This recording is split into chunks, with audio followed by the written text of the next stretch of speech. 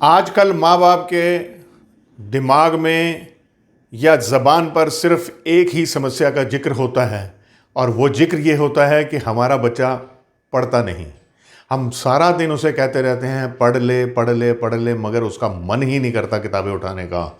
हम तो बहुत परेशान हो चुके हैं। इसका क्या इलाज है? इसके लिए हम ऐसा क्या करें कि बच्चा हमारा पढ़ने लग जाए? देखिए, कुछ बच्चे बाय बर्थ जन्म से ही एक गुण लेकर पैदा होते हैं कि वो बच्चे कंसंट्रेशन भी अच्छी कर लेते हैं, उनकी याददाश्त भी बहुत अच्छी होती है और इसी कारण से उनका मन पढ़ाई में बहुत लगता है। लेकिन जब ये ऐसा ना हो तब क्या करें? कुछ सूत्र लेकर आया हूँ, आपके समक्ष पेश करता हूँ। इसके अतिरिक्त ये बेसिक सूत्र हैं, ये तो होने ही चाहिए। आगे जो एडवांस सूत्र हैं वो मैं अपने आने वाली वीडियोस में आपको बताता रहूँगा। नमस्कार, मैं केवल एक बहुत बड़ी समस्या जो बच्चों को लेकर आजकल अभिभावकों को आती है वो आपके समक्ष लाया हूँ और कुछ सूत्र दे रहा हूँ जिनसे मेरा मानना यह है कि कम से कम अब आपके बच्चे पढ़ने लग जाएंगे।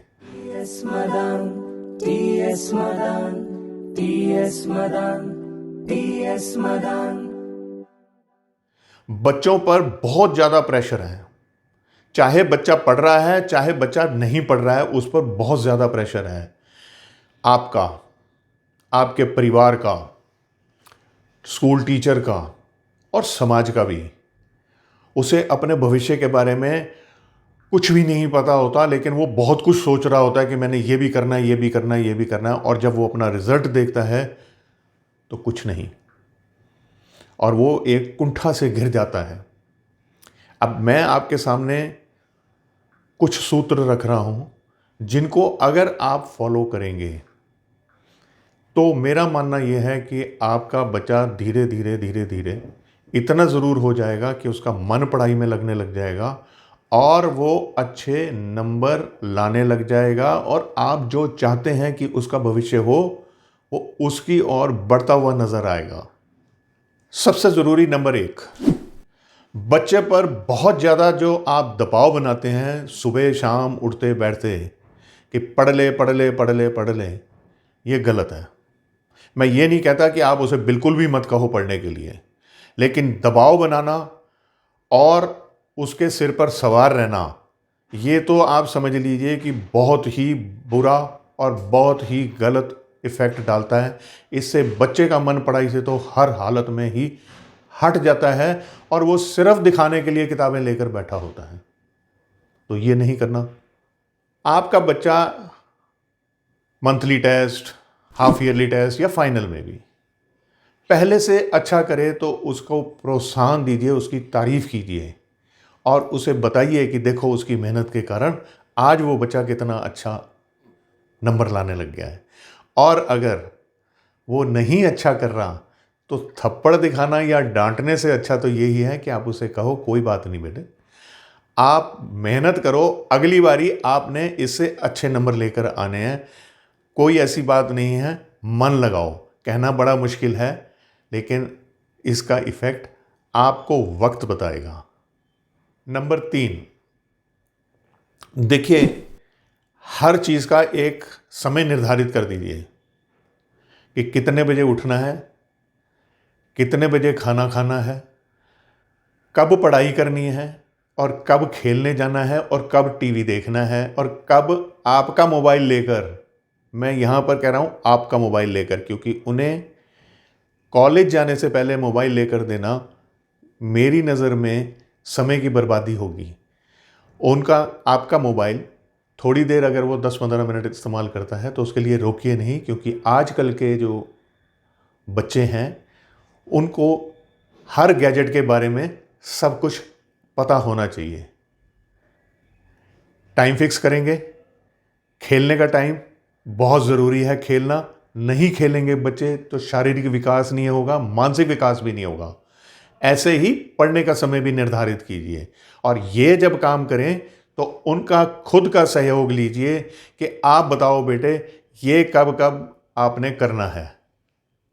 नंबर 4, हर एक्टिविटी का जो घरेलू है उसका एक समय निर्धारित कीजिए। यानी रात को 12-12, 1-1 बजे तक जब बच्चे जागते रहते हैं तो उनका उतना मानसिक विकास नहीं हो पाता और पढ़ा हुआ याद भी नहीं रहता, भले वो रात को इतनी रात जाग कर पढ़ भी रहे हों। उसके अतिरिक्त सुबह उठने का समय वो भी जल्दी होना चाहिए। देखिए, सुबह जल्दी उठ के हल्का फुल्का व्यायाम करना या योगा करना या प्राणायाम करना बहुत ही आवश्यक है, क्योंकि इससे मानसिक विकास होता है, इससे शारीरिक विकास होता है और छोटी मोटी जो बच्चों को बीमारियां लगती रहती हैं उनसे भी बचाव होता है। नंबर 6, बच्चों के पढ़ने का जो स्थान है वो साफ सुथरा और एक नियत होना चाहिए और पढ़ाई के मुताबिक होना चाहिए। ऐसा ना हो कि वो टेढ़े मेढ़े बैठ के या बेड पर बैठकर पढ़ाई करें।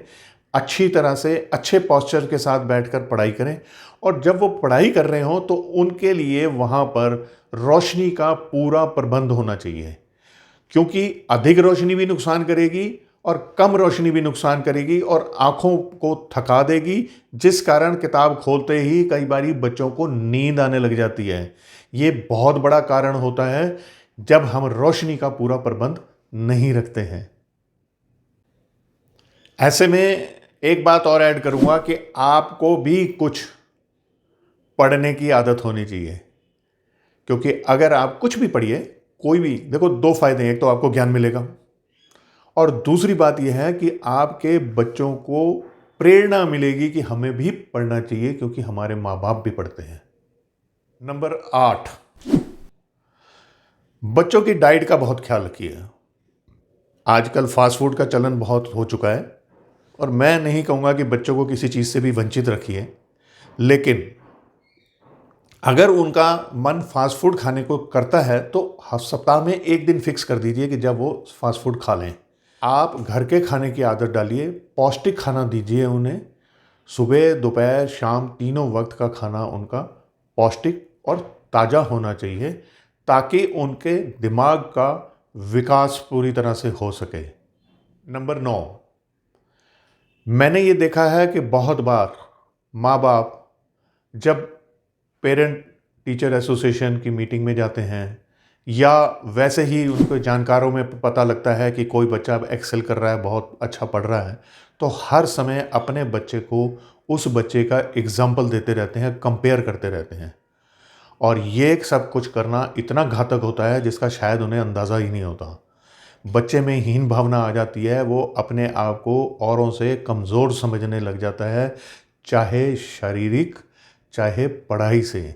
इसलिए कभी भी अपने बच्चे को किसी दूसरे बच्चे के साथ कंपेयर मत कीजिए। Last but not the least, number 10, अपने बच्चों की ज़रूरतों का ख्याल रखिए। बेमानी ज़रूरतों की बात नहीं कर रहा हूँ, लेकिन जो उनकी ज़रूरतें हैं उनका ज़रूर ख्याल रखिए और समय रहते भले अपने ऊपर आपको कुछ कमी करनी पड़े, लेकिन बच्चों की ज़रूरतें जो ज़रूरी हैं वो पूरी करते रहें। उनकी नोटबुक्स देखते रहें, उनके काम, उनके आर्ट्स, उनके लिखावट, उनकी बात करने के तरीके, इन सब के क्रिटिसाइज़ करने की बजाय जो अच्छा करें उसकी तारीफ़ ज़रूर करें। देख लीजिए, ये सभी 10 के 10 सूत्र अगर आपने आज से ही फॉलो करने शुरू कर दिए, मैं विश्वास दिलाता हूँ कि आपका बच्चा एक्सेल करेगा। करेंगे ना? T S Madan, T S Madan, T S Madan, T S Madan.